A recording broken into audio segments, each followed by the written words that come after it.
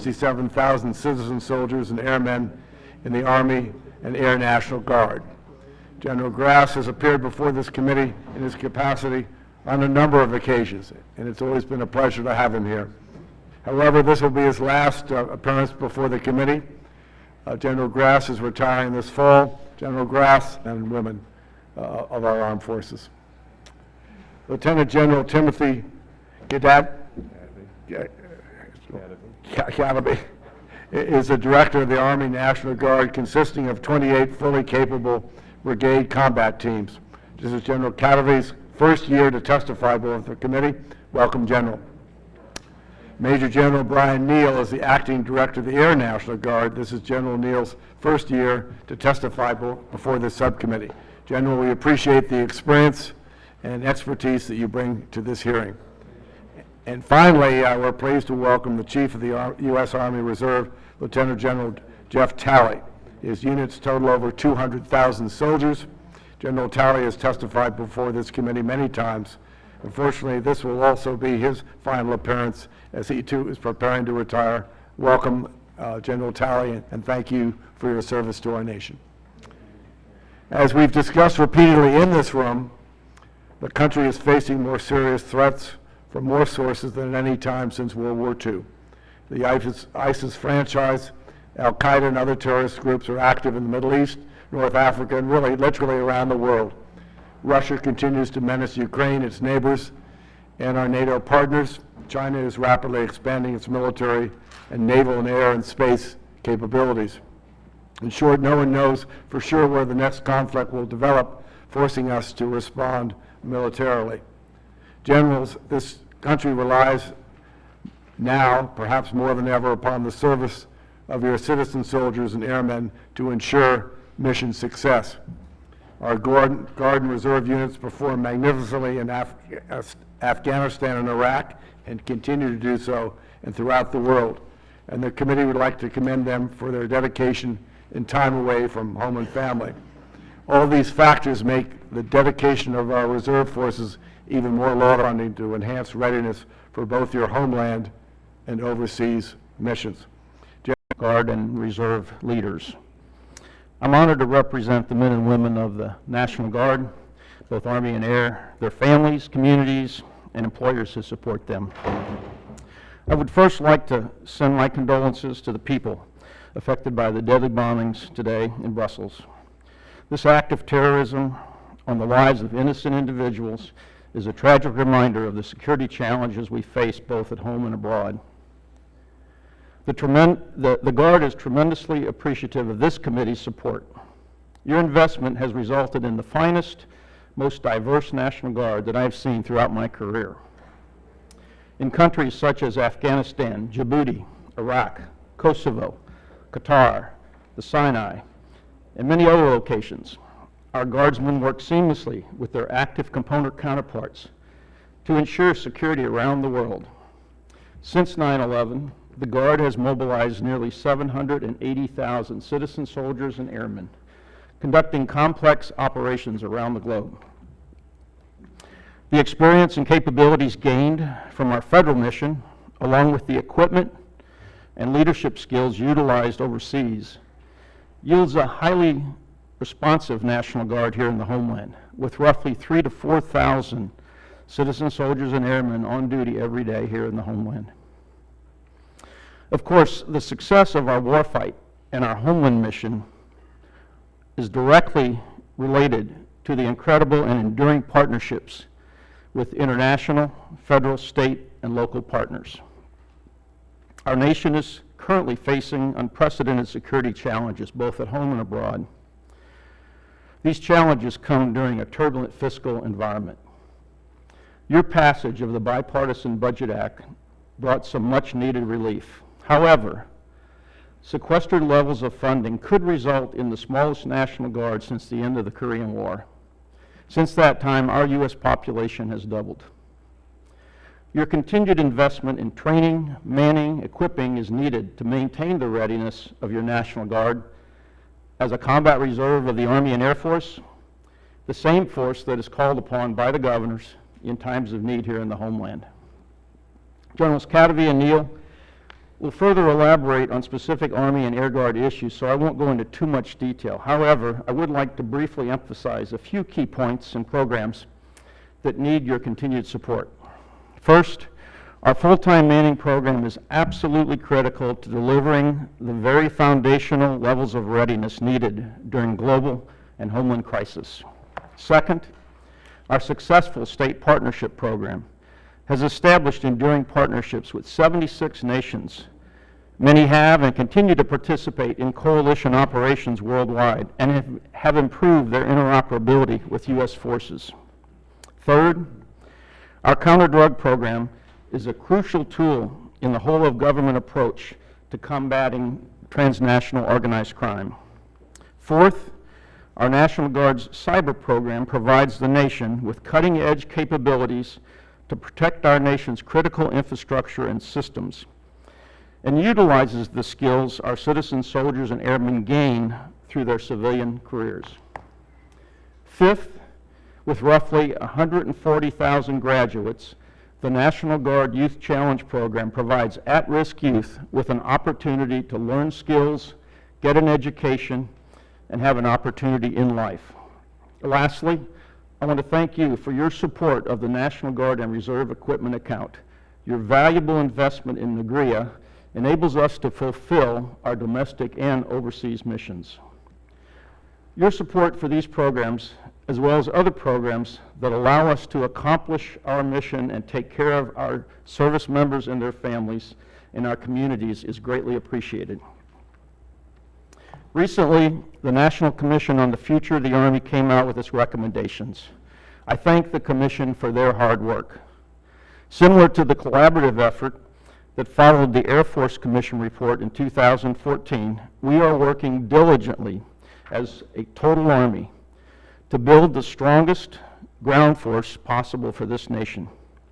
I would like to offer my sincere appreciation to Acting Secretary Murphy and General Milley for their incredible leadership in this transformative process. Again, I'm honored to be here today representing the men and women of the National Guard and their families who support them. I thank you for your continued support, and I look forward to your questions. Thank you, General Grass. General Kadavy, thank you for being with us. Thank you, Chairman. Chairman Frelinghuysen, Ranking Member Visklosky, distinguished members of the committee, thank you for allowing me the opportunity to represent the nearly 348,000 soldiers of the Army National Guard. And thank you for your continued support that this committee has given our soldiers and Army National Guard families. I look forward to working with you to ensure we sustain that support so vital to our total Army. I'm happy to report to you today that the Army National Guard's relationship with the Army is strong and enduring. We are a valued and integrated part of the United States Army. I am working closely with the Acting Secretary of the Army, Murphy, General Milley, General Grass, Lieutenant General Talley, and the Adjutant Generals to strengthen our total Army. The Army National Guard is regularly employed, and when deployed, goes with the Army's most modern equipment. Soldiers from all three components are continuing to work side by side in exercises and operations across the globe, including reassuring allies in Europe and the Pacific. As we move forward, readiness remains our top concern. Increased training, equipment modernization, continued commitment to our full-time support requirements, and regular rotational utilization will ensure our forces' continued readiness. And when it comes to the Army National Guard, readiness for combat also translates into readiness for missions at home, as we saw last week in Louisiana, Texas, and Mississippi. The Army National Guard soldiers are doing extraordinarily outstanding work supporting civil authorities in the aftermath of the recent floods. I would like to thank the committee for providing us with the programming and resources we need in order to serve the nation. In particular, your generous support for the National Guard and Reserve Equipment account has enabled us to remain a modern and interoperable force. Modernization is always an ongoing effort, and your support has been critical to allowing us to meet that responsibility. I'd also like to thank the members of the National Commission on the Future Army for their hard work. I want to assure this committee that we are working with the Army leadership to assess the Commission's recommendations. We take special interest in recommendations such as multi-component unit solutions, additional combat training center rotations, and increased flying hours for training, all of which would certainly enhance our readiness. We are also looking closely at the Commission's recommendation on enhanced support to the Pacific and European combatant commands. The Army National Guard looks forward to being part of the Army strategies to support these commands. Additionally, we know there is great interest on certain issues such as the Aviation Restructure Initiative. I assure you that we are looking at all of the Commission's recommendations, and as part of the Army team, we will present our findings in the near future. Lastly, with regard to the Commission's determination that a force of 980,000 is minimally sufficient to meet the nation's challenges, I agree with General Milley that this places us at the edge of being able to meet our current strategy. I would like to close by saying thank you. Thank you for allowing me to speak here today and for all that you do for our soldiers, civilians, and families of the Army National Guard. I look forward to your questions. Thank you, General Thank you, Kadavy. General Neal, thank you. Thank you, Chairman. Chairman Frelinghuysen, Ranking Member Visklowski, and members of the committee, thank you for inviting me here today. I want to start by publicly thanking the over 105,000 dedicated professional men and women of the Air National Guard for the tremendous job they do every day, both at home and overseas. I also want to thank you for your support of the Air National Guard. When the Air National Guard was created, its primary mission was to train for the next major conflict. The concept of training 1 week in a month, 2 weeks a year, was based on the original Strategic Reserve model. Today, the Air Guard is an operational reserve, a force that contributes every day to both the warfight and also provides surge capacity for crises. The men and women of the Air National Guard have stepped up gallantly to meet the demands of an operational reserve force. As the acting director, it's my job to ensure our Guard airmen have the resources and training to do the jobs we ask of them. My priorities are 1, support for the 21st century Guard airmen, 2, readiness, and 3, modernization and recapitalization. Overall, we must ensure the men and women of the Air National Guard have the support they need as they balance civilian careers, family responsibilities, domestic response needs, and their growing responsibilities to national security. We must make sure our Guard airmen and their families have access to the spiritual, psychological, and medical support they may need. Our Guard airmen need equipment that is capable of integrating seamlessly into the combat environment. And we must ensure they are trained for the full spectrum operations we expect them to perform. In closing, I want to thank you for your support of the National Guard and Reserve Equipment Account. NGREA is essential for the Air National Guard to the accomplishment of both its federal and domestic missions. NGREA keeps our combat equipment safe, reliable, and compatible within the combat environment, and is the Air Guard's primary source for dual-use equipment needed to respond to domestic emergencies. If it were not for the NGREA-funded programs, the Air National Guard would simply not be the force we are today. Again, thank you for inviting me here today. I look forward to your questions. Thank you, General Neal. General Talley, thank you for being with us.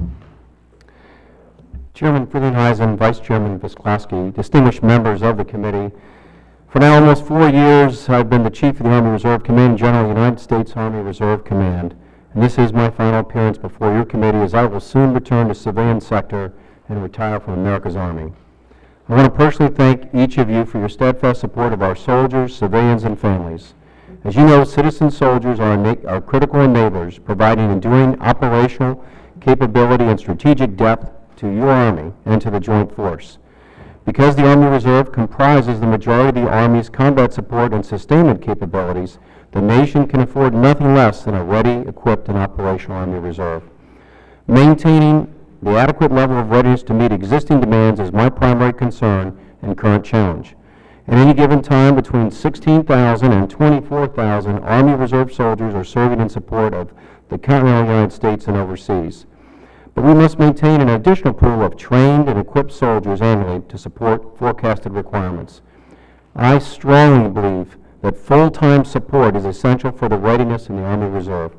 Full-time support provides administrative, medical, training, maintenance, and mobilization support for Army Reserve units and is absolutely necessary for generating and sustaining individual readiness, which is a prerequisite for leader and unit readiness.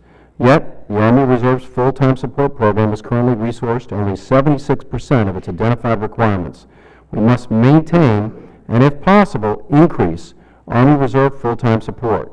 One way to increase full-time support is by placing regular Army soldiers back in reserve units to augment the Active Guard Reserve program and our military technicians. This Title 11 program was tested and implemented back in the 90s and, in my opinion, should be reinstated. Such an effort would promote readiness and help reinforce our Army total force policy across all three components of our great Army. Another readiness concern is equipment modernization. I am very grateful for the support of this committee and what you've provided through the agreed appropriations, which has accounted for more than 35% of Army Reserve equipment procurements between FY 2013 and FY 2015. Yet, equipment modernization rates for the Army Reserve continue to lag behind the other Army components.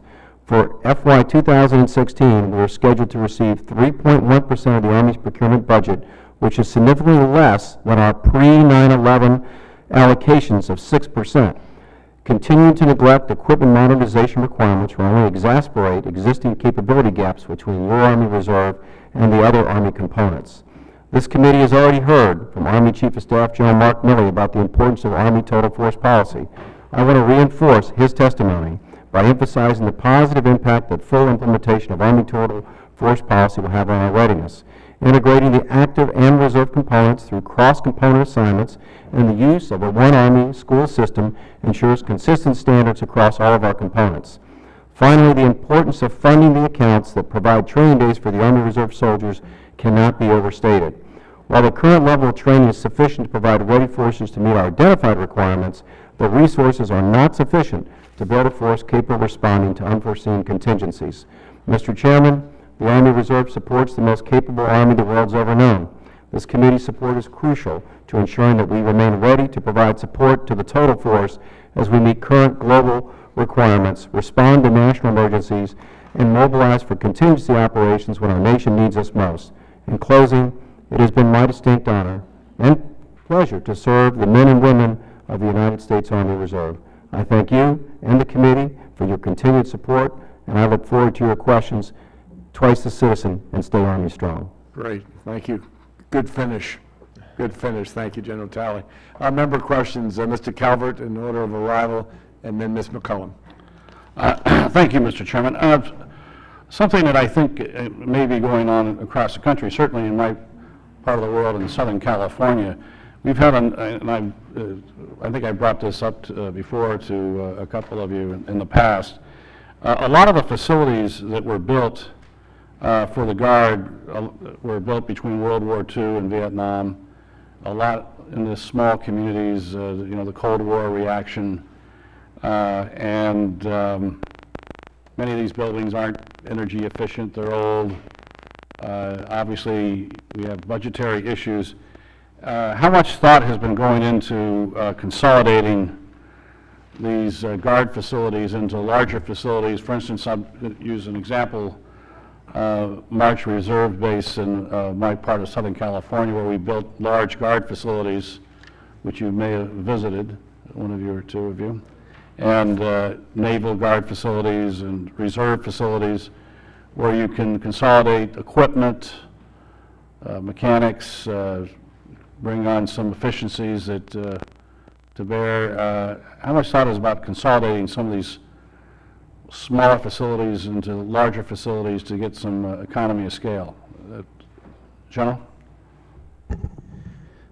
Congressman, if I could start, first of all, BRAC 05 made some huge changes for the Guard, and we consolidated many facilities. Over the last probably 5 years, I've been to a lot of active duty posts where we now have our regional training institutes located, which is helping us come together, active Guard and Reserve, using those facilities. Our Joint Force Headquarters, recently I was in Delaware, where they dedicated a new building, and the Chief of the Navy Reserve was there with us as we did a ribbon cutting.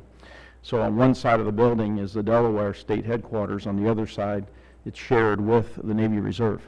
We see more and more of those. Of course, they were 100% financed if we built them on, and they were joint and built on an active installation, so that was very helpful. The states are in a bit of crisis right now to find money. Many states are. But, sir, you hit on it. There's a lot of old facilities. Tim and Brian can give you more, but the last number I saw, we were well over 45 years average age of some of our small facilities. Congressman, I'll just add from the Army National Guard standpoint, 47% of our readiness centers have an average age of 50 years or older. Now, we have invested, as General Grass said, through BRAC and Grow the Army to build some new facilities, but most of our armories are still either degraded, misaligned, or out of date. Many of them were built in the 1950s and 1960s for a different type Army that doesn't quite have the kit of the past years that we have today, larger vehicles and et cetera. So your comments are right in line. Unfortunately, the Army strategy over the last few years has been less MILCON and more FSRM and BOSS to sustain the current facility. So we are fighting through that right now as we try to maintain our status of our facilities at what is currently, this year, at a fair rate. We project without adequate funding, or at current funding levels, by 2018 we'll be at a poor level, and by 2027 we could potentially be at a failing level for the Army, or the Reserve Centers in the Army National Guard. Thank you. Right.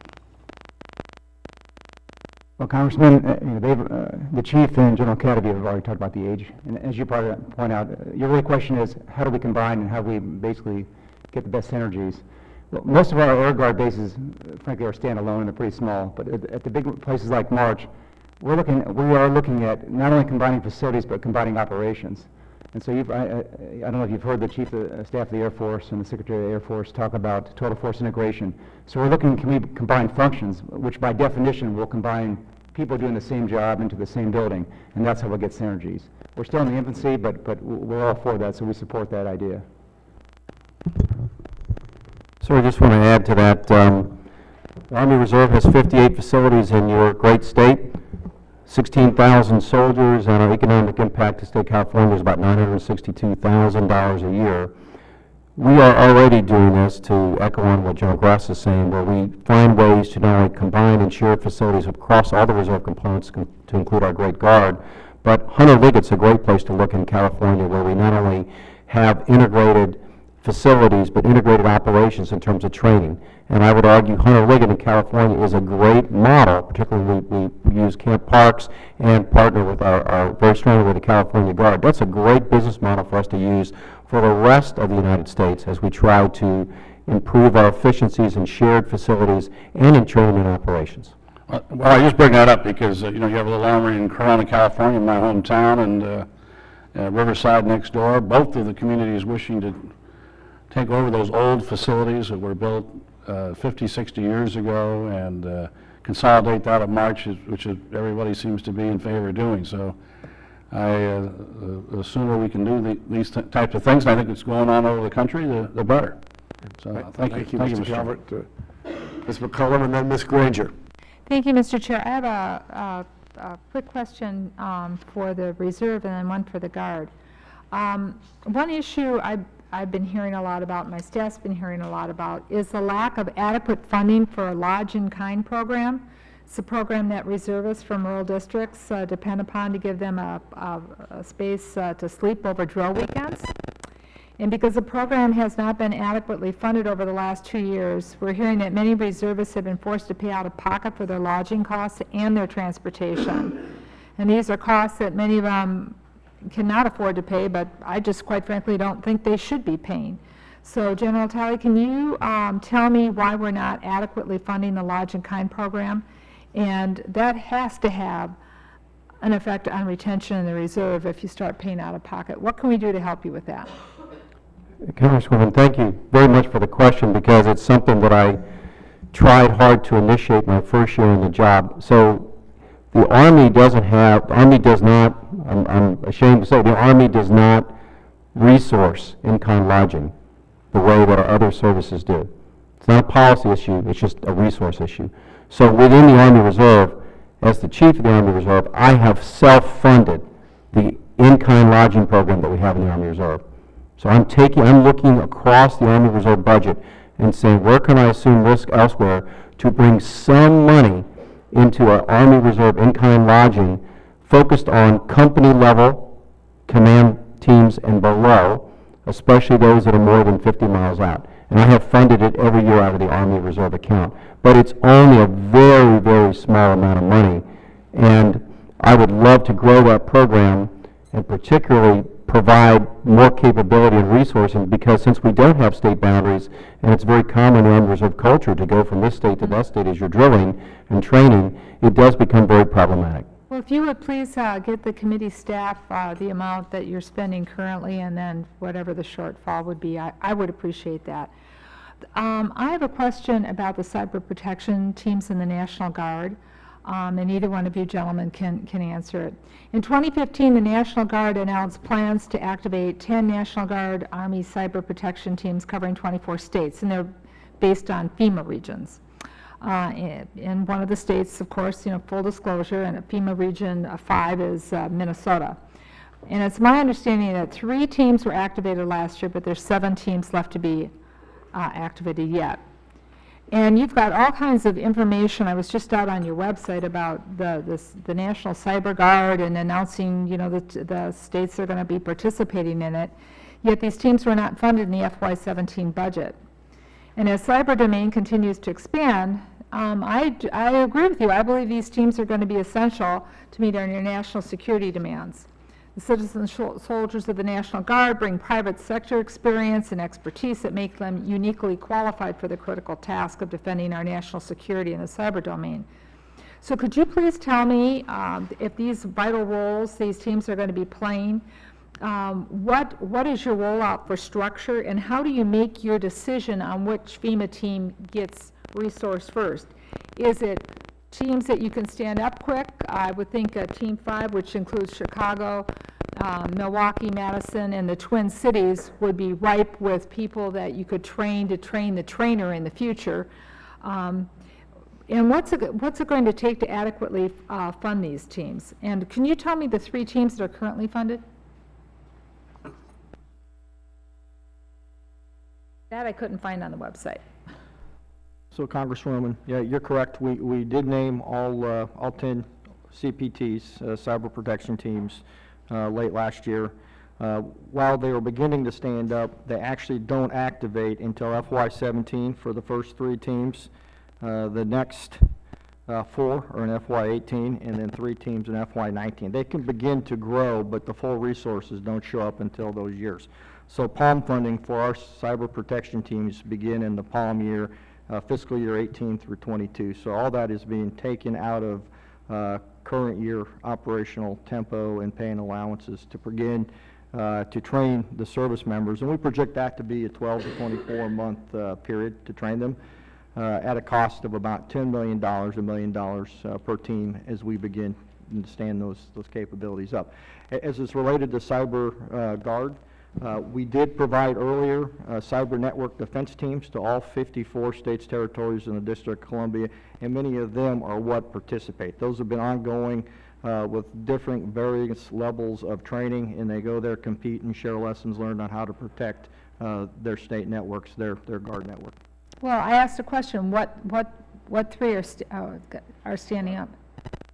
The 3 that stand up in FY17 are Georgia and California, and then a combined CPT of Ohio, Michigan, and Indiana. And those were the ones that were announced about a year ago this time. And Mr. Chair, sir, what's going to be the next round? And how do you determine that? Based on what? What is your criteria? Congresswoman, when we looked at the Army and Air combined, one of the things we took into consideration is where is the expertise in academia, where's the expertise in business and industry.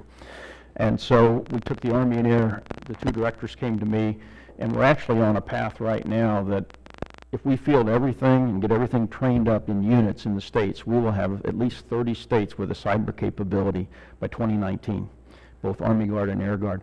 So we take all those criteria, we do an analysis, we work with the states, we look at their strength, their ability to have structure, and then we start standing it up. Well, that was my question. So you have a formula that you can submit to the committee so we can figure out, because cybersecurity is something that we're talking a lot about, and figuring out how this works in and how we can be helpful with that. You didn't have funding in the budget last time. The committee supplied it, and you stood up 3. If you were to somehow or another receive more funding, you have a process in place to stand up some more? Congressman, one of the issues we're dealing with right now, all services and all components are pushing for cyber as fast as we can. And there's 3 levels of training they go through. Their initial skill training, which is when they enter the military. Then there's certifications they have to receive, and then there's joint training. What we're looking at right now across the board is what can we bring a soldier or an airman into from civilian skills and give them credit for that, so we don't have to replicate that, because there's just not enough infrastructure and enough instructors yet to get that up and running, but we're pushing as fast as we can. Mr. Chair, my last question. Well, then I'm confused, because I just asked you if you had a protocol in place. You have 3 states, 3 FEMA regions, right? Yes, ma'am. Stood up. So obviously you have criteria on what you need to move forward, correct? Right, the services own that criteria. Okay. And so my question was, and what you said you did, is you looked at regions to see what kind of assets, academia, and the rest that they have. So I'm assuming you've done that with all the FEMA areas. I mean, there aren't that many of them to take a look, so you could have some cybersecurity teams ready to go. And now, if I just heard you right, the 3 that we talked about, they're in the early stages where you're trying to figure out even what they have to offer? No, what we're trying to do, ma'am, is as new teams stand up, we're finding that a lot of the individuals, the soldiers and airmen we're recruiting, have some skill set already. And what we want to be able to do is we can extend our capacity to train if we can give them credit for certain courses, and that we're working on that right now with Cybercom. Well, let's provide the Congresswoman some additional information so we can satisfy her questions. Ms. Granger, and then Mr. Ryan. Thank you all for being here today, and thank you for your service. I hope you know that we appreciate it and we depend on it. I have a question for General Grass. We often discuss in strength and our concerns about reductions. However, the topic of full-time support is often left out of that discussion. You brought it up and mentioned it in your opening remarks, and I appreciate that, but the numbers are really startling. A total of 2,350 full-time support cuts in FY15 and FY16. FY17, the budget proposes an additional reduction of 1,207. Can you give us more of an insight of what the impact will be on that, the importance of full-time support? Congressman, first of all, it is a foundational principle that the full-time manning is what makes us click at home. Last week, in Texas, you pick any state, the first individuals in that armory to open that armory for responding in the homeland are going to be the full-time staff. They have the keys, they have the logbooks. If you look to the future, as we reduce these numbers, there will be less people at those armories to open those doors in the homeland mission. The same folks are the folks every day that are working to get units ready to go overseas for our 10,000 Army and Air Guardsmen that are deployed overseas. They're taking care of those families of those deployed when issues arrive. They're working with the recruiters to put people in. They're working pay issues. So they are a foundational readiness producer for us. What we've seen is it's the largest pot of money. So as we take reductions, it's the one account that we have to take money out of to be able to, across the board, be able to pay our bills. We're very concerned right now of dropping below the 16 levels. As you mentioned, ma'am, 1,207 more positions in 17 we would lose out of those armories. We started the ramp that we're on today. We started that in about 2000, 2001 timeframe, and that was built by a study that was done by the Army, and it was looking at transforming our old traditional style of guard weekend to a more modern operational force. So that was done even before the war started. And all we're asking is to kind of get to about a 70% level. We're just under that today. And if we could maintain a 70% level, we feel that it's adequate spending. I mean, it's definitely, it's money well spent for the Guard. But also, if we're going to remain operational as we are today, we've got to have those individuals in those armories. Thank you. Thank you, Ms. Granger. Mr. Ryan, then Judge Carter. Thank you, Mr. Chairman. I have a couple questions here. One regarding the National Guard counter-drug programs.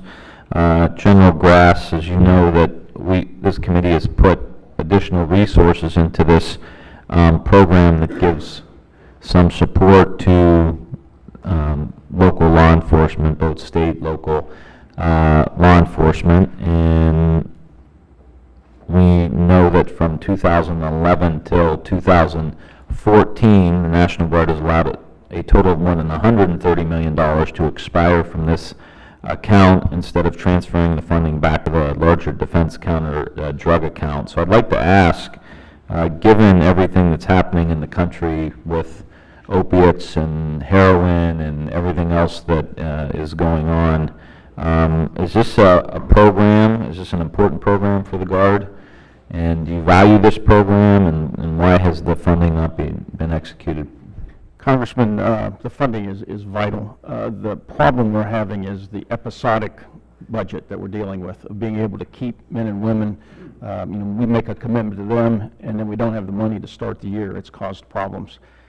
For 2017, the amount in the budget is about $87.7 million. This year, thanks to this committee and the great work that you've done and others, we are $212 million total.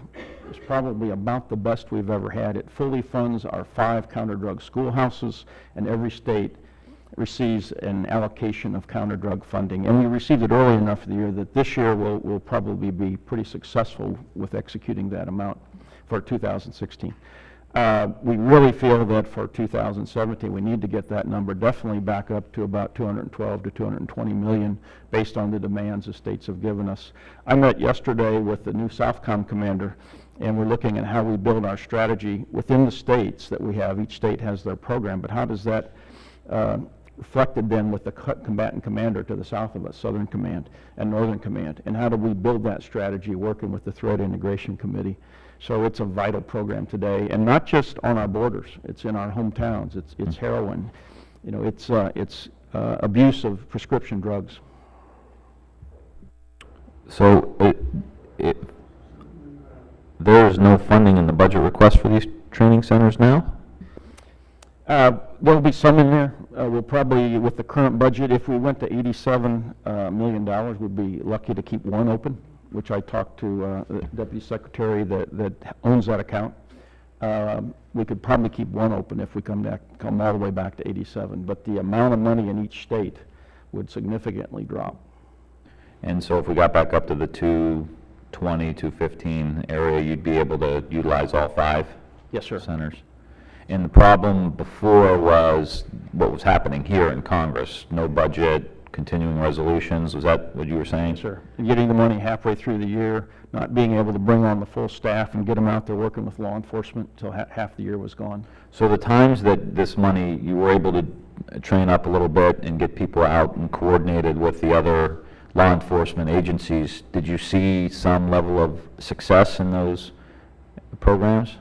Yes, sir, we have. In fact, I've been at a session with the Office of National Drug Control Policy where a representative from the White House came over and presented 4 of our young counter-drug warriors with awards for their great work in counter-threat finance, where their information that they were able to obtain working for law enforcement resulted in millions of dollars of captured and take those individuals to court and prosecute them. It's primarily coming in from Mexico? Sorry, it is from everywhere. I mean, I know it's everywhere in the United States, but from our understanding, working on this in other committees that I'm on and other caucuses, there's a concentration somewhere in Mexico where a lot of this heroin is coming out of. There is. Is that where you've seen some of this success? Yes, sir, and not that long ago, I went and met with the governor of Virgin Islands, and I met with the Adjutant General of Puerto Rico, and they're seeing an increase coming up through the Eastern Caribbean now as well. Mm-hmm. Okay, we're going to have another round, Mr. Chairman? Yeah, we will, certainly. I yield back. Let me turn to the co-chair of the Army caucus who raised the flag for the Army this morning with Mr. Ruppersberger, his other co-chair, Judge Carter, and then Mr. Graves. Thank you, Mr. Chairman. General Kadavy, as you know, the established regional training institutes, those are critical to the Army's total force policy and overall readiness for the Guard and Reserve. A major shortcoming in this initiative is the inadequate sustainment, restoration, and modernization funding. Can you please describe the importance of the regional training institutes, what the RTIs do specifically to increase National Guard readiness, and will you be supporting those states that are establishing these important institutions with additional SRM and operations and maintenance funding to ensure their success? Congressman, thank you for the question. Regional training institutes are key institutional schoolhouses for us. So they do professional military education, primarily for non-commissioned officers, but they also do officer candidate school and warrant officer candidate school, as well as reclassification. So when a soldier moves from one community to another and can no longer be an infantryman, but now is going to be an armor soldier, they do reclassification there as well. FSRM is key to us.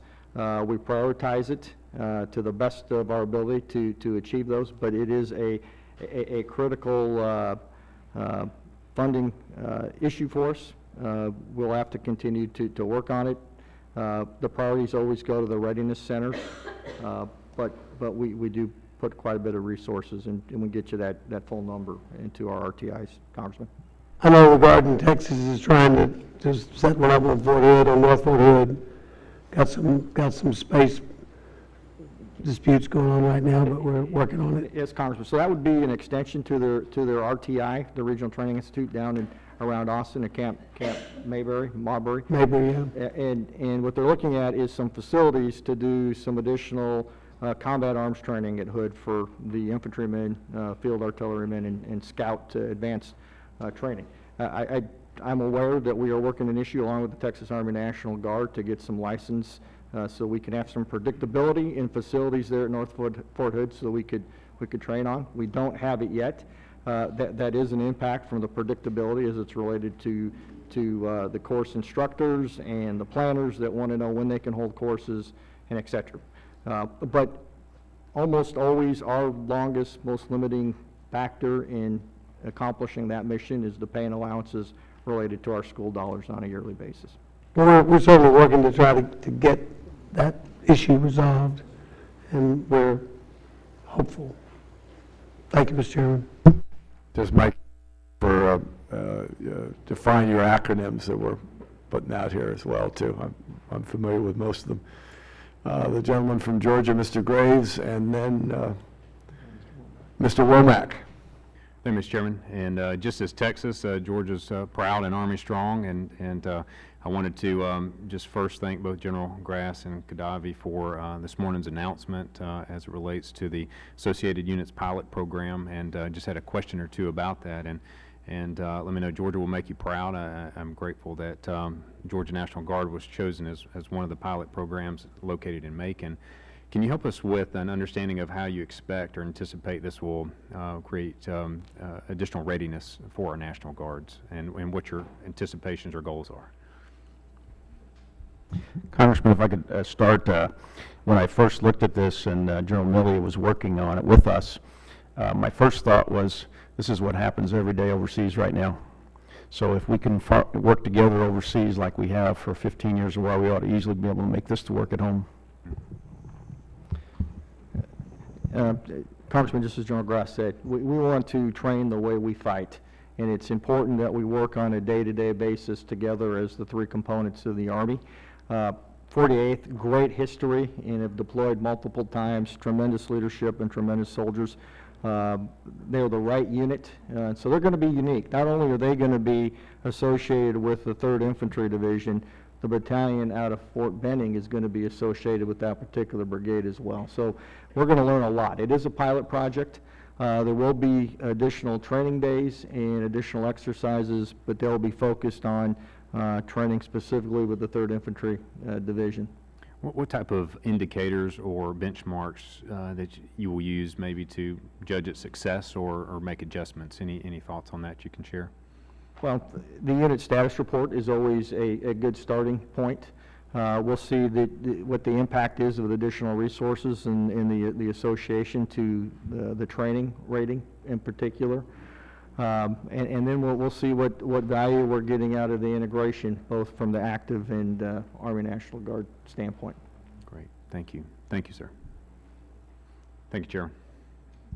Mr. Womack, and then Mr. Cole, the gentleman from Oklahoma. Thank you, Mr. Chairman. And for the record, let me just say that the question about the RTI came from the distinguished gentleman to my right, Mr. Carter, and not from me, a former RTI commander. And I would just, you know, if you'll indulge me just a minute, General Kadavy made a great response, but RTIs add a lot of value because we are able to take a very important component of the unit status report he just talking about, MOS qualification, and be able to dramatically change those percentages, which is a fundamental component of whether somebody's ready to, unit's ready to mobilize in support of our country. And in the case of the 233rd down in Arkansas, we had reclassification programs for the field artillery, for the infantry.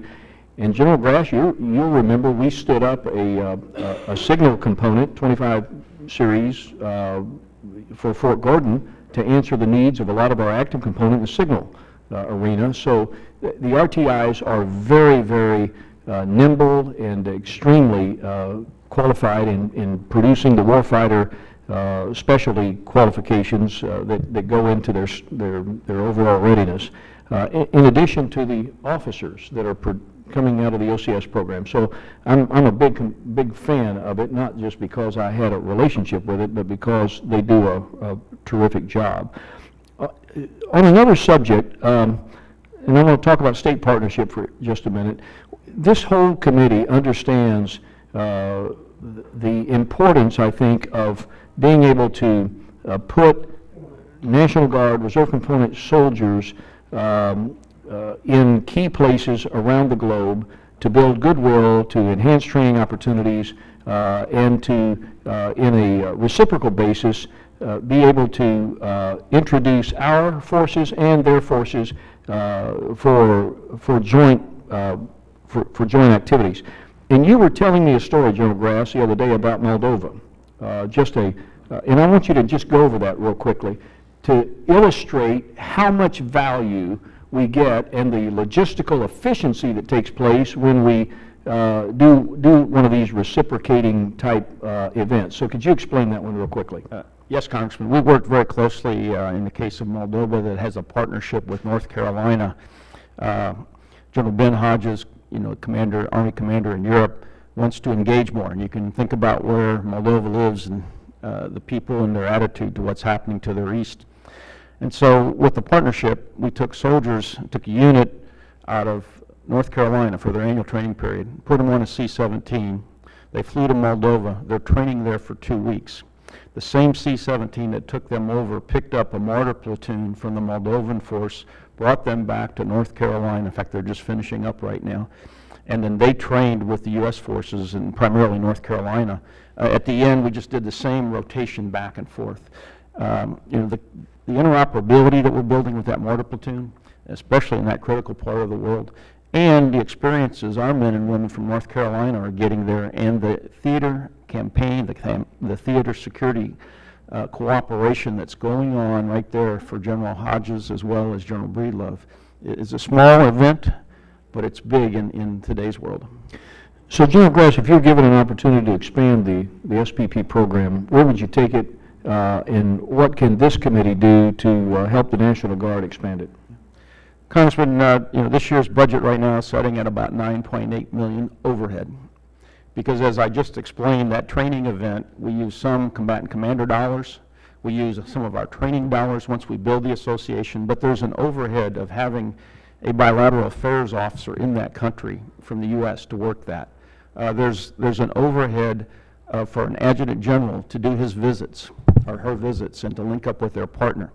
So in order to go beyond the 76 countries we have right now, we really need about $16 to $20 million a year to support our overall program. Again, we're sitting at about 9.8 for 17. Again, this committee was very helpful in getting us money for 16, which will allow us to expand at least one more partnership this year in the Pacific. And again, I met with the Southcom commander, and I know there's a lot of interest right now in adding another country in South America as well. But without the additional overhead, we're going to, at some point, we will have to either stop adding partnerships or reduce the overall engagement. And the combatant commanders have told me they don't want to reduce the overall engagement today.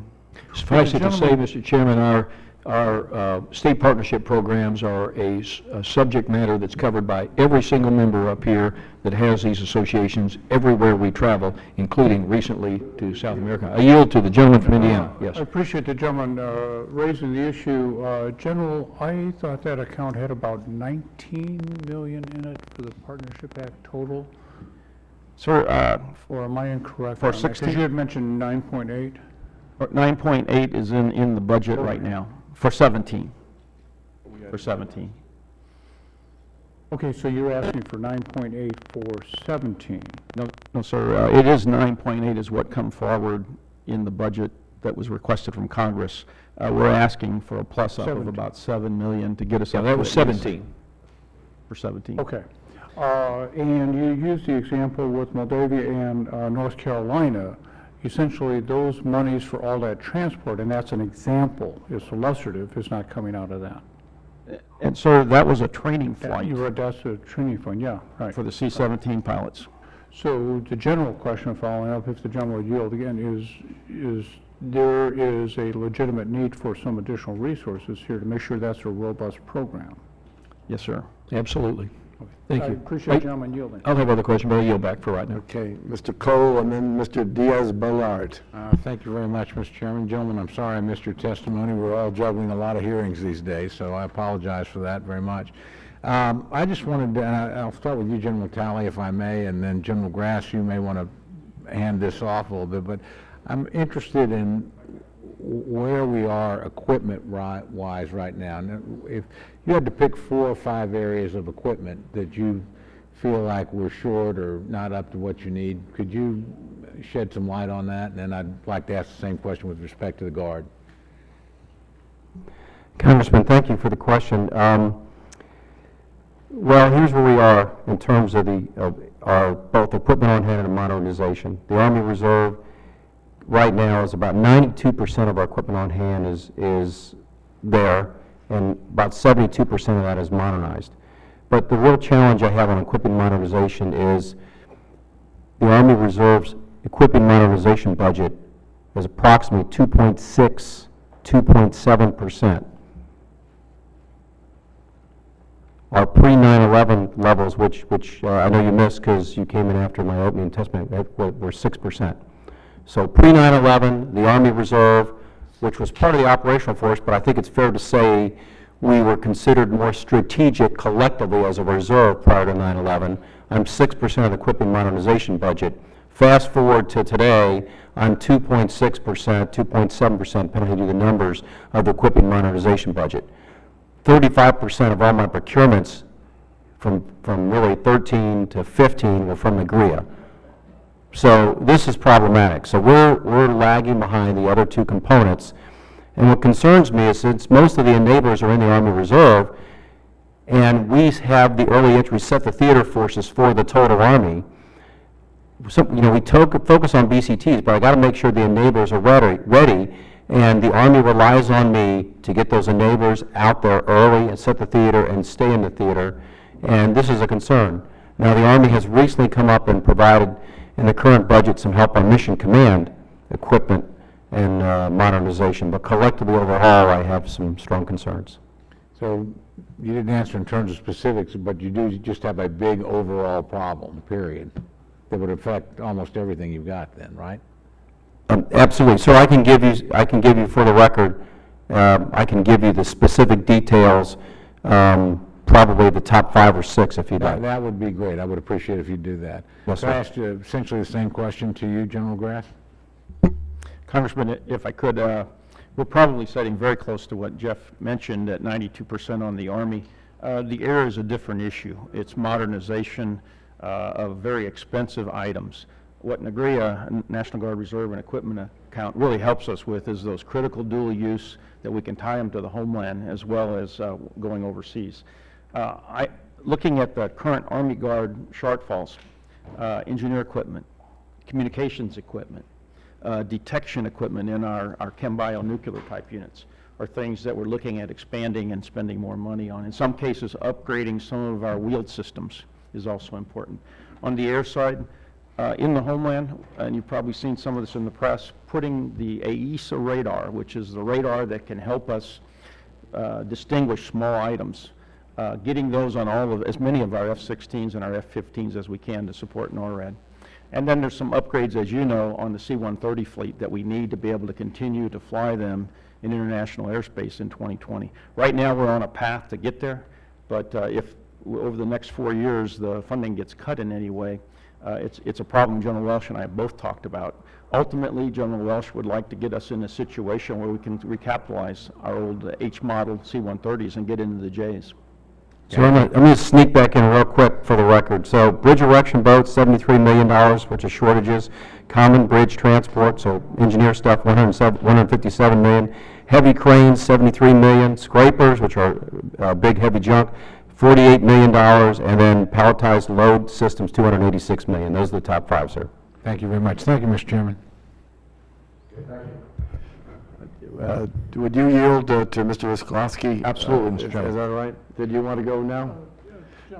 Gentleman from Florida, I apologize, and then Mr. Visklowski. Thank you very much, Mr. Chairman, and I apologize for being late as well, gentlemen. I want to talk a little bit about cybersecurity, and you know it's something that continues to grow, and it's a vital part of our national defense. But how is the reserve? I know that you're involved in it. You have frankly, some avenues that are a little unique because you have access, right, to the folks in the private sector. So how are you and can you increase that contribution, your efforts? And what is there anything that we can do to help in any way? I don't know who wants to handle that. Yes. Congressman, I'll take it first. Of course, we're committed, and with the Council of Governors, which are 10 governors that we meet with the Secretary of Defense or the Deputy Secretary 3 to 4 times a year. This is one of their critical areas that they wanted us to focus on. The first thing we had to get hammered out from the National Guard perspective is the authorities to use the National Guard in the homeland. And you can imagine, you know, attribution and responsibility, proprietary equipment. So we've worked through all that, and I think we have a pretty good way forward right now. The second part is we set out, as we mentioned earlier, to get as many states that could support it with the types of skills in industry, in business, also looking at what we can support from academia. We position those units across the states and then start using them. What we found, and I can ask General Neal to talk about, as soon as we can stand up an Air Guard unit, it's being used today. We're actually bringing our Air Guard units online, and we're going to mobilize for 4-month periods our cyber protection teams, and they will serve in support of Cybercom or our cyber, AFCyber. In the case of the Army Guard, again, we're trying to stand them up as quick as we can. Congressman, that's correct. So we we're part of the National Cyber Support and support of U.S. Cyber Command. So starting in April, we'll have a constant presence 24/7 of a cyber contribution to the Cyber Command's defensive forces. And you asked about leveraging, I think you asked about leveraging the civilian communities. We're doing that. Really probably no place serves better as an example of Washington, state of Washington. As you know, there's a lot of tech companies out there, and we have quite a few of those, including executives that are multimillionaires who were traditional guardsmen and love contributing to the cyber defense of the nation. So it's pretty interesting. We're able to do that around the country. And as the cyber demand grows or the requirement from U.S. Cyber Command continues, we hope to stand up more cyber ops squadrons. So let me get in on that for just a minute. So in the Army Reserve, I'm going to zip through it pretty quick. Offense, defense, protect the platform. Offense, the Military Intelligence Readiness Command of the Army Reserve provides direct support to the NSA, cyber warriors. Defense, 2-star 335th Signal Command has all of my cyber brigades. They do the defense, and they protect the platform. I've got 3,500 cyber warriors, another 3,500 that are cyber related, and most of those work in the private sector. This committee, which I want to thank, helped bring $6 million to my private-public partnership program, where we've had 6 universities and a number of very prominent private companies, Microsoft being one of them, as a joint Army Reserve private-public cyber initiative, and we are integrating those private skills directly into our soldiers and supporting Army Cyber and Cyber Command, and this committee's helped. Okay. Mr. Chairman, again, thank you. It's amazing what our reservists and what our reserve force frankly can and do. And so again, thank you for this opportunity. Reservists on your home turf of Cuba, I believe, right? Don't we have a unit there from Pennsylvania? Don't want to get you too excited. Yeah, Mr. Visklowski. Thank you, Mr. Chairman.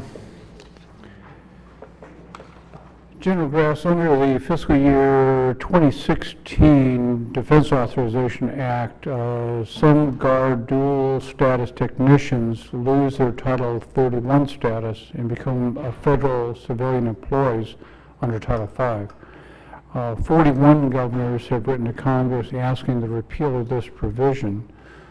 Could you tell the committee more about the program and how the conversion directed by the 16 authorization affects the readiness of your units? Congressman, in the National Defense Authorization F-16, as you mentioned, the guidance in there is to convert our technicians, both our dual status and non-dual status. Dual status being someone that's required to wear a uniform to work, and they're also required to serve in a unit, but during the week they serve as a technician or a general, a GS type employee. And as I understand, just because we had a conversation, and I didn't grasp this until this past week when we met, that is the majority of your civilian employees. The majority are civilian employees during the week. Okay. But they are required to be in a uniform, those dual status. So with a 20% conversion, which is what is in the NDAA right now, we're very concerned about the readiness effects as well as the effects on our people. We want to make sure we get it right. The Technician Act was passed in 1968, so we feel it's a good time to review the legislation and put into place that program. The governors and the adjutants general have told me they're very concerned about losing command and control of those forces and they being available to them in times of disaster in the homeland. So we're working very closely within the Department of Defense to try to find a solution here. What we really need, sir, is we need a delay. Right now we have to implement it on 1 January of 2017. And we feel we're just not ready without having a huge impact on people and readiness. So we need a delay, at least till probably fiscal year 17, which is 1 October of 17. Okay. I'm sorry, of 18. But a delay of some time to do some more analysis of this Defense Authorization Act, which is law right now. Okay. If I could follow up on your earlier conversation we had about the partnership program. In this year's budget, the request for the European initiative is increased from $789 million to $3.4 billion. My understanding is we have 22 different partnership programs under the European Command. Do you have any sense that some of those funds will be made available to help facilitate what I think everybody acknowledges is a good program?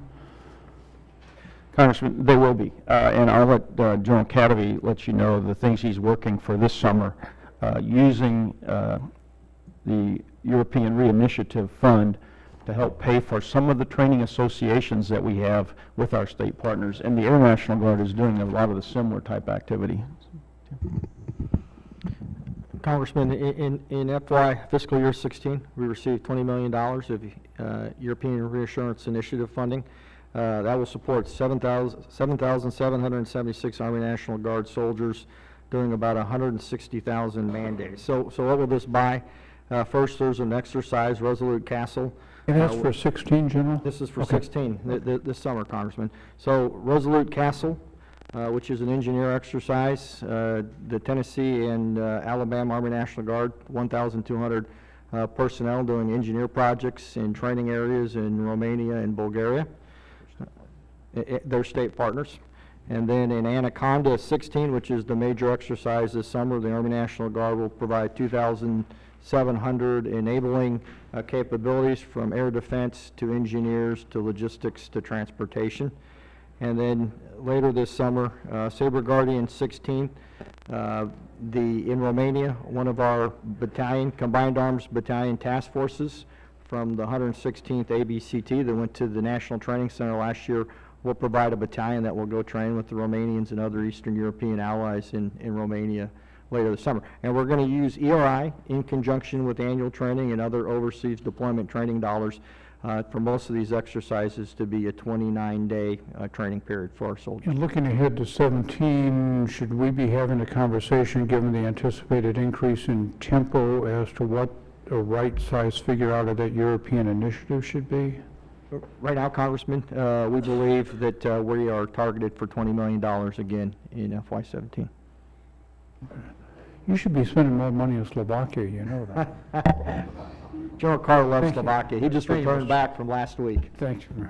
Before I yield to Ms. Capter, I want to get a little more information on the associated units. Of course, our Army Chief of Staff did a pretty remarkable job this morning of sort of rolling out his billboards. Is this a result of the Army, the Commission on the Future of the Army? In other words, is this a step to recognize that that's one of their main recommendations?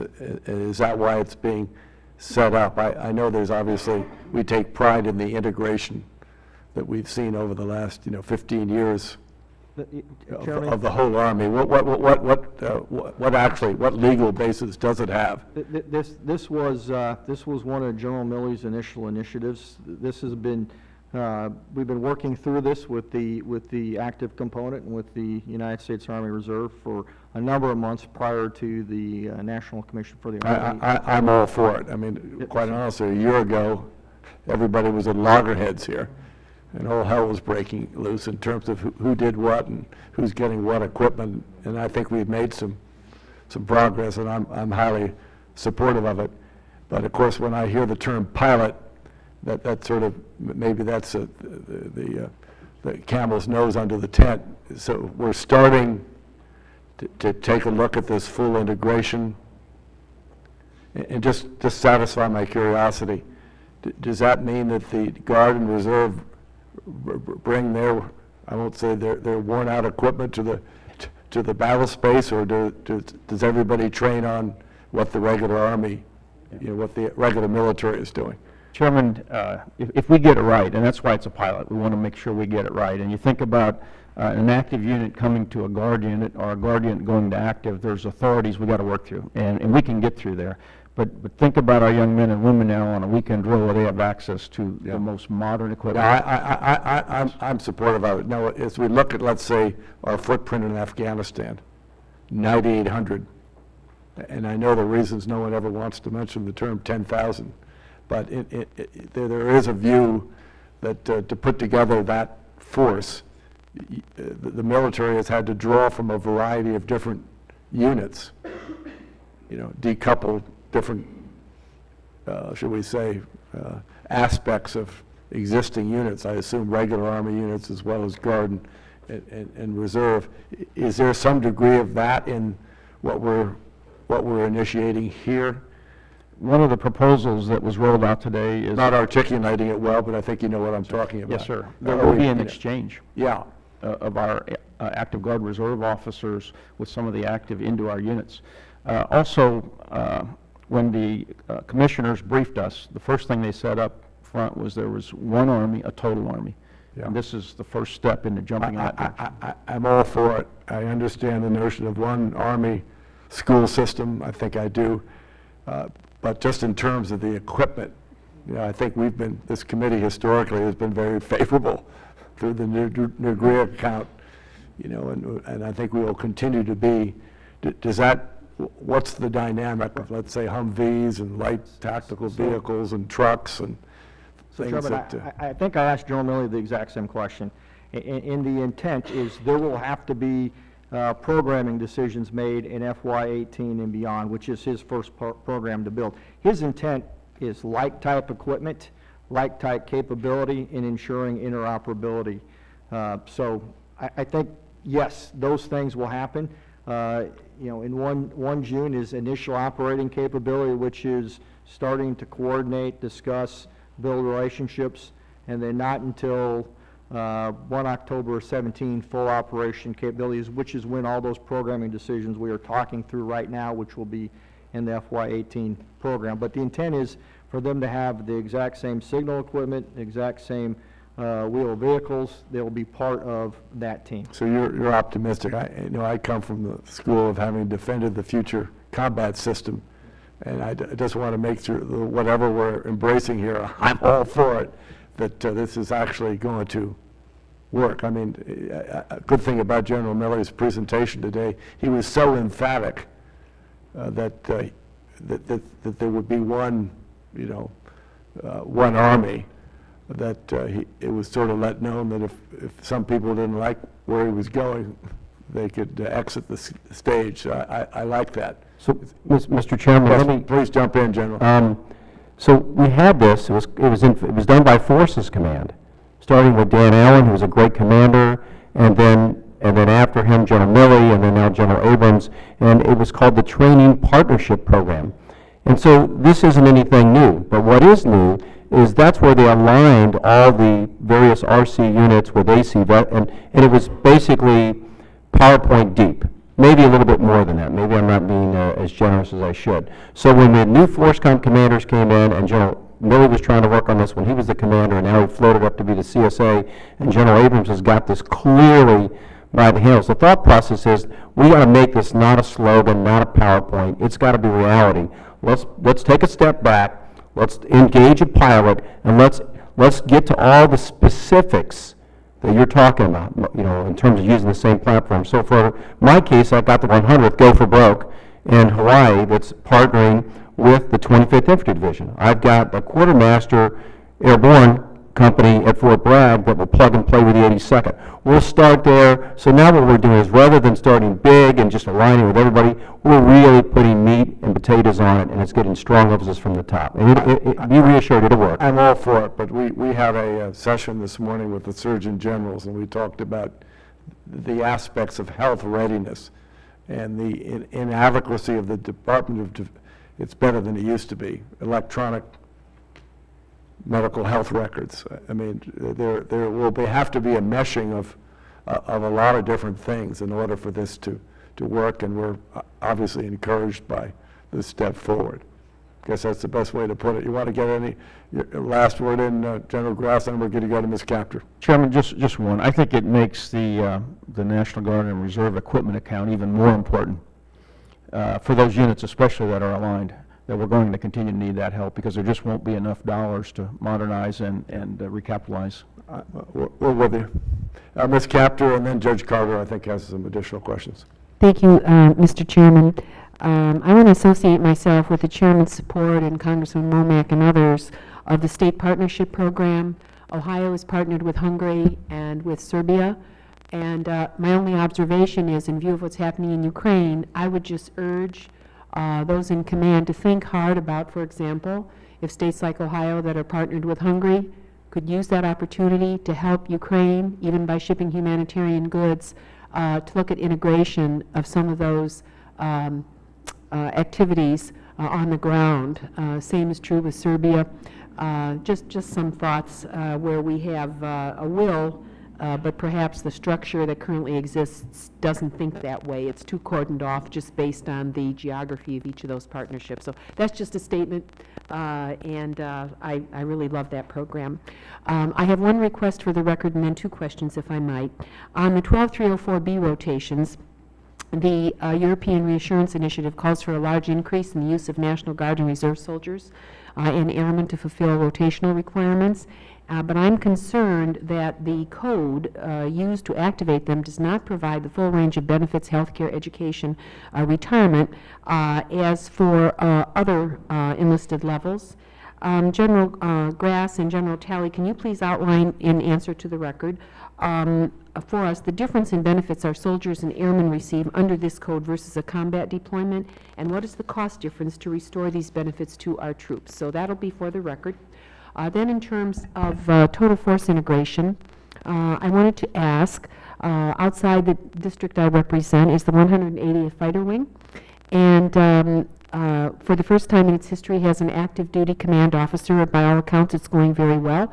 But I want to ensure that our National Guardsmen are getting the opportunities they deserve, and so I'm wondering if you could tell us how many active duty commands are filled by National Guard officers, and what is the timetable for integrating more of these positions across both the Army and the Air Force?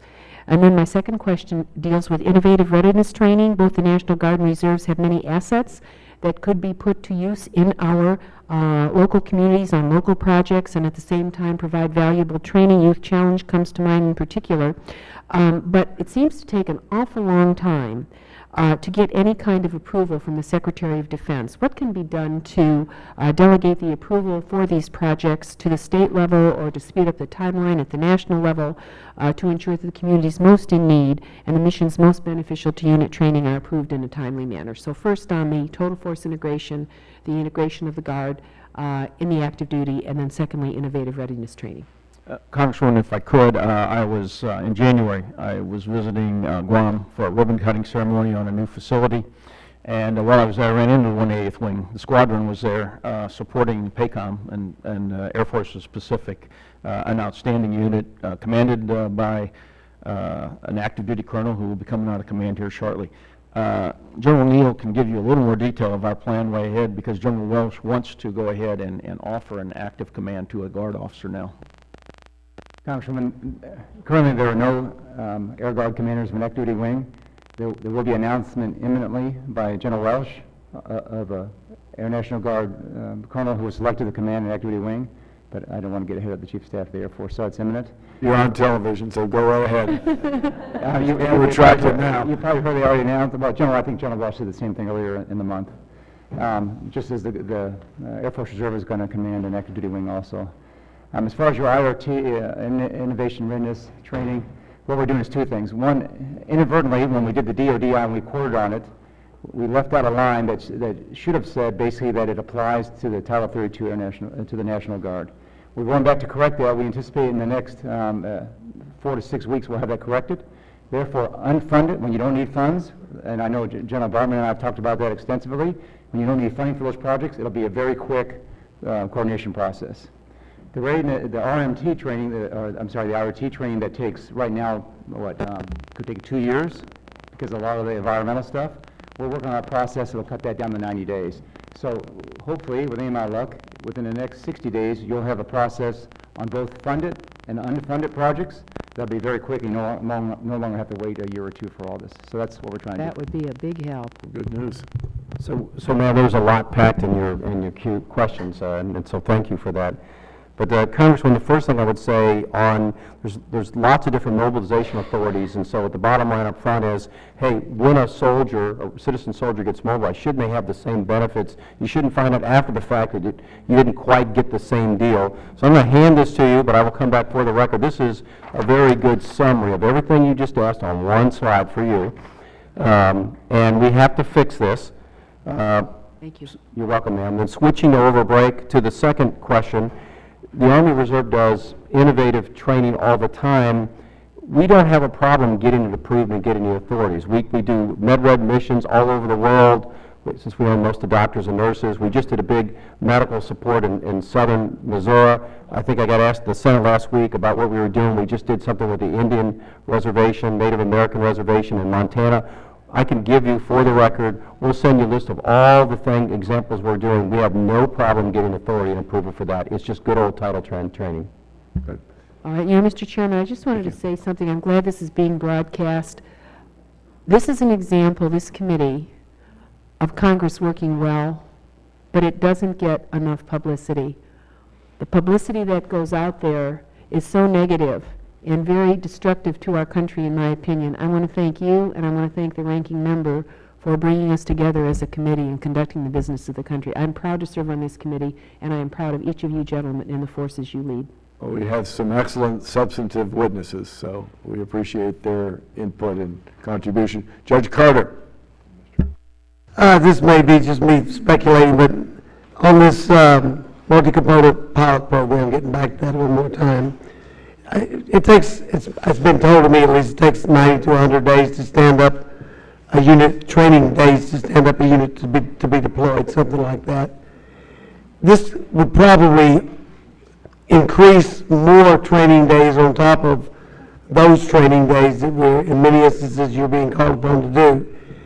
The additional training, do we have the funds to do the additional training that this might call upon us to do? And what would it do, what does it do to the citizen soldier concept of the guy back home or gal back home that's got a job as we shift into that? Is that going to put more of a burden upon their employment situation back home, or is it worked out and is it not a problem? I just don't know the answer.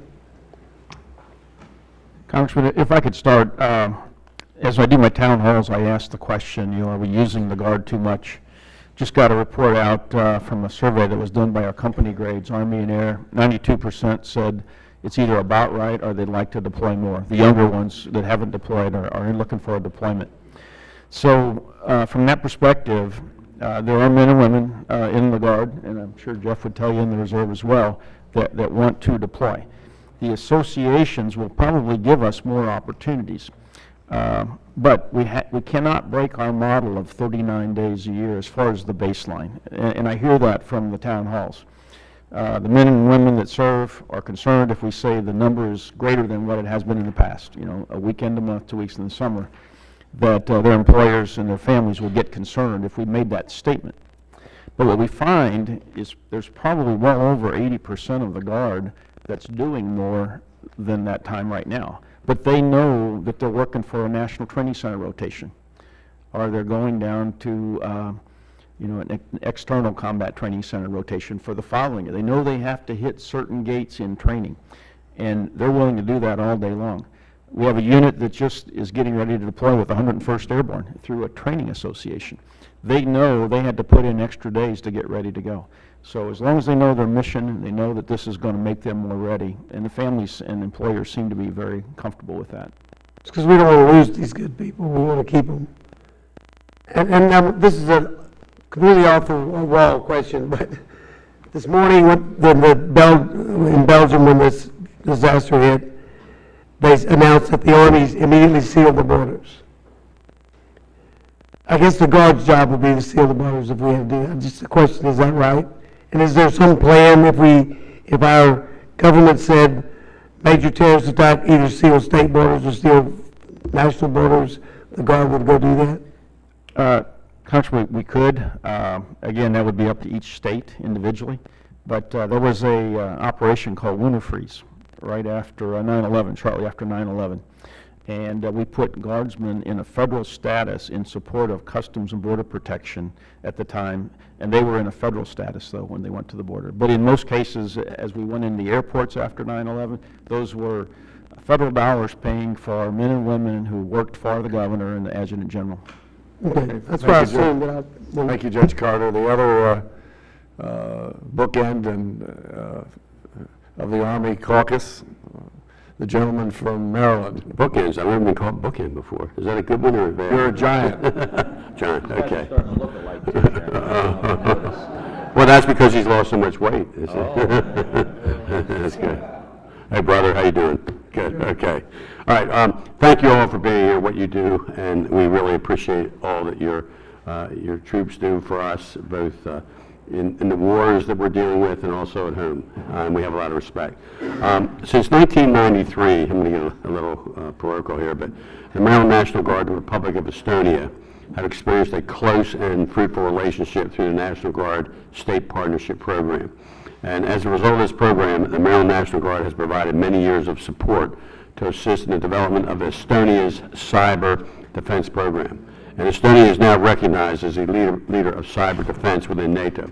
I had to go to Russia in November, and I stopped in Estonia and Latvia, and so I was able to see and hear really what Estonia were telling us about how satisfied they were about the National Guard and the cyber programs.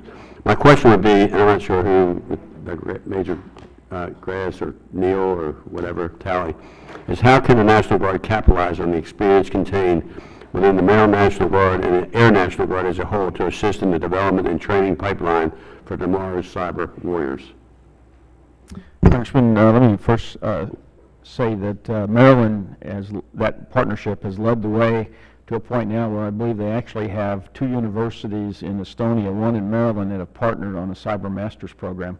So it started from the partnership, but it's handled separately within the 2 governments. I'll ask General Neal to talk about the great work of the 175th and what they're doing there in cyber, because it's one of our leading Air Guard units. Where are you from, General Neal? Congressman, you know I'm a proud Maryland Guardsman, so thank you. Okay. And of course, it's good to see you again, sir. So we do have a pretty robust cyber force, cyber squadrons, cyber groups in Maryland, and they have hooked up with Estonia. And what they're doing now is they're doing joint cyber training and joint cyber exercises. So it's very robust right now, because as you know, over there in Estonia they have the NATO Cyber Center of Excellence, and they're actually talking about maybe setting up a Cyber Center of Excellence over here in Maryland. So that's how they're capturing it, and we hope to export that to other states, obviously under the auspices of General Grass and the entire SPB program, but it's a great program to show what can be done. Why do you think that the Maryland National Guard has done so well in developing this relationship, number one, and secondly, in the expertise? Well, so I don't think it's just cyber. You know, when I was up at the 135th, we would take doctors over there, we would take civil engineers over there and do projects. So it's a pretty robust SPP, state partnership program, and we have done a lot of countries with a lot of states. And I think the growing trust, and everybody recognized suddenly that they looked up one day and said, "Wow, you've got a lot of cyber stuff in Estonia. We have a lot of cyber stuff in Maryland." It just makes natural sense, and the trust was already built. Good. Okay, that's it. Thank you. Mr. Womack. Thank you. Mr. Rufusberger. Thank you again, Mr. Chairman, and in the brief time that I have remaining, I just want to offer my sincere congratulations and admiration to General Grass for his longstanding service to the National Guard of this country, and certainly as the Chief of the National Guard Bureau and a member of the Joint Chiefs, and General Grass, and to your wife, Pat, thank you so much for your service to our country. It's been a real honor to be around you here during these hearings, and I want to thank you. And I'd be remiss if I didn't acknowledge Jeff Talley, too. What a tremendous representative of the Army Reserve you've been, and I wish you very well in your future, and it's been a great honor serving with you here as well, too. So thank you so much. For these other 2 guys, they're probably going to hang around a little longer, and they'll get our wrath a little bit more. A couple of real quick questions, Mr. Chairman, if you don't mind. First of all, ISR and the reserve component. Our committee has heard so much from our Army and Air Force guys about the need for more ISR. Just can't get enough ISR. So I throw that out on the table for you, and General Neal, you may want to take the lead on this about the capacity for our reserve component forces, and I have some in my district, as a matter of disclosure, that are training toward that mission set. So explain to me where we are and what more we can do. Well, for ISR, of course, that's a broad spectrum, Congressman, but we'll talk about remotely piloted aircraft. I think everybody kind of understands that as basic ISR. Right now, the Air Force has agreed to do 60 lines, 60 combat lines of flying around the world in support of the combatant commanders. And out of those 60 lines, the Air National Guard is doing 14. As you know, we're doing one out of Fort Smith. And that's a surge. And to do anything in surge or do anything of that magnitude, it takes people, it takes equipment, and it takes training. You know, and it doesn't just take training day to day; it takes the initial pipeline training. So if we have the ability to expand beyond that. In other words, we have the main documents built. We have, in theory, the ability to go beyond that at our soon-to-be 12 RPA fully qualified or fully established RPA units. But to do that, we need a bigger pipeline for the active duty. So active duty has to grow and get their formal training schools or initial training schools better. We have to grow in manpower to fill out all the organizations, and then we'll have quite frankly, we need the money to be able to pay everybody. The last question I have, also kind of relative to the Air Force, very relative to the Air Force, is my understanding is the airlines have an enormous need for new pilots. That has to have an impact on big Air Force, and so help me understand the cascading effect of what the airlines are doing and how it affects our men in blue suits. Congressman, that's a concern for the Air Force and a concern for us. I think the concerns are slightly different. The Air Force either has a pilot or doesn't have a pilot. So it does not have an airline pilot, it has a military pilot. We have military pilots and we have airline pilots. So for them, their concern is retaining them. And if you follow the papers or you look at the pay scales, they're pretty high right now in the airlines. I mean, the airlines are making billions of dollars right now, you know. And so their concern is retaining pilots. We still get some people coming out of the airlines, I mean, out of the Air Force. Our biggest concern is, at least my, and I may be optimistic, is not retaining pilots, it's retaining the full-time pilots. We just don't pay enough to have, to retain, like technicians. We talked about technicians earlier, Congressman, and they don't make enough compared to the airlines. So my problem is full-time pilots. We are working with the airlines, the Air Force is working with the airlines to see if we can have some kind of program that allows them to maybe do a short term of full-time stuff and the rest of the year maybe in the airlines. So the airlines are very open to working with us in the military, but I'm optimistic that we'll always be able to recruit and retain traditional drill status guardsmen pilots in the Air Guard. The full-time is a challenge. One more 30-second question, if you don't mind, Mr. Chairman.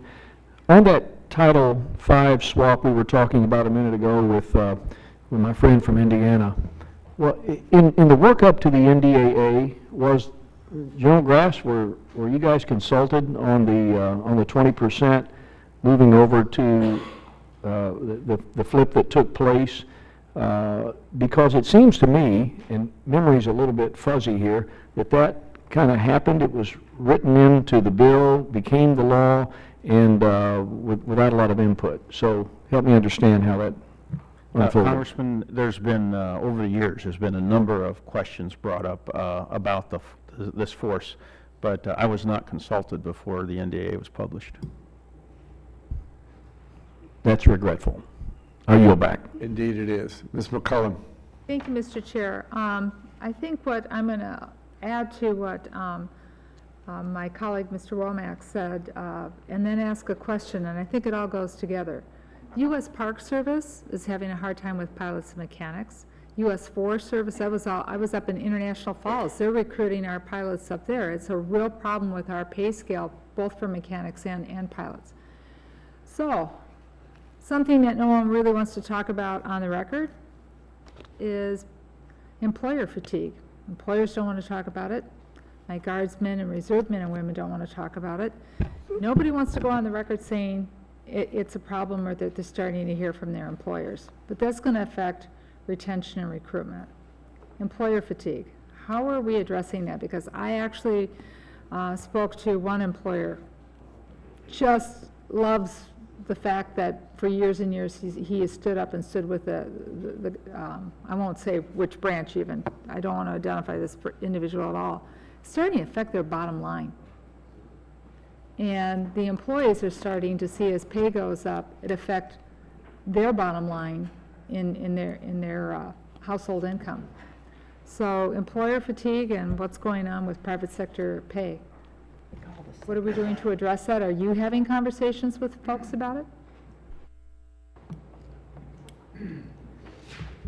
Well, ma'am, from the Air Guards, since you brought up with pilots, that's an easier one. We start to have those, as I mentioned before, with the airlines.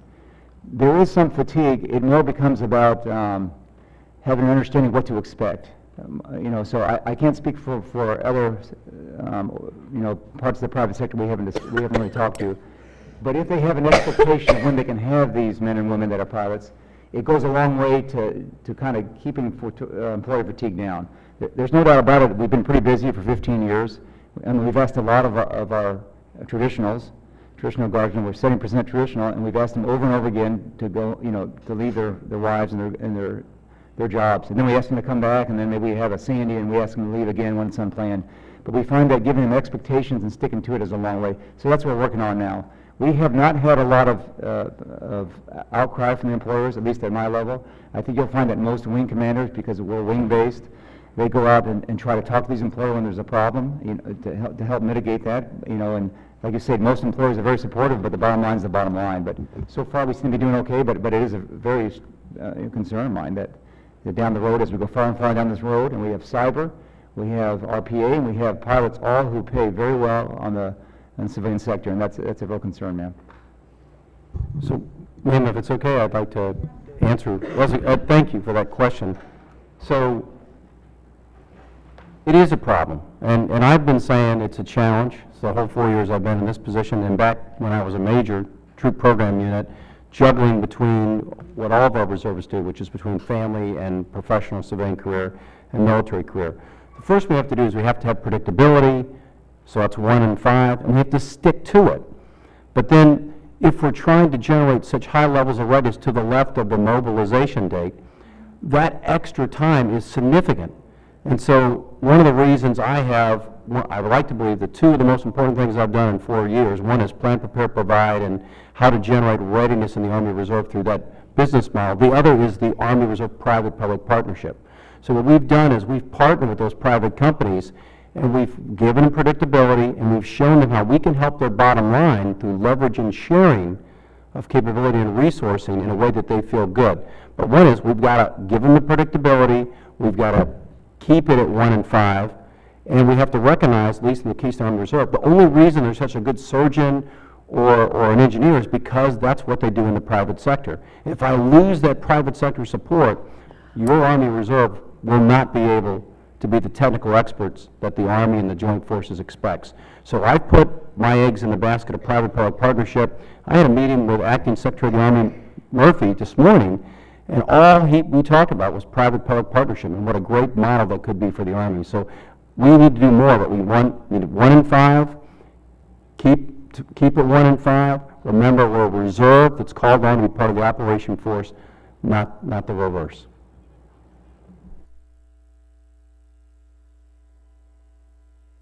Do you want a further comment, clarity, and then we're going to, Congressman, Mr. Wisłowski has some questions. If I could add, it is a concern, as Jeff said, and I think he laid it out very well. What we've seen, though, is that predictability is so important when we meet with employers. And I would tell you just personal experience that the chairman of the Joint Chiefs is very concerned about it. And when he locks a unit in at 180 days that they're going on a deployment, for anybody to mess with that, they have to come back to him and let him know why they're changing that rotation schedule, whether it's off-ramping them because of a mission change. So we've got great commitment from within the Department of Defense. The other thing that we work very closely with is within the Department of Defense, we have the Employer Support to Guard and Reserve program. We recognize every year 15, and the Secretary of Defense recognizes 15 top employers. I think the stress comes more in the small business and private business owners. And I think in looking to the future, if there's a way we could help them in some way when we do hit a small town fairly heavy, because that is where it occurs. For the Army Guard and the Air Guard right now, our numbers, of course, on the Army Guard is probably the lowest it's been in 15 years for deployments. So if we have the predictability and we have a soldier who has an issue with employment, we can work around that now to help them in some cases. If I could just add a couple things, Congresswoman. So it's part of the reason why the associated unit is a pilot project is because these are one of the things that we need to understand when enough training and readiness starts to impact families and employers. So that's one of the things we'll study. We are sending almost 6,000 soldiers to Europe to support ERI, and we're going to ask their employers and our soldiers and their families these exact same questions. Is a 29-day annual training to do an overseas deployment, what is the impact? So we're interested in that.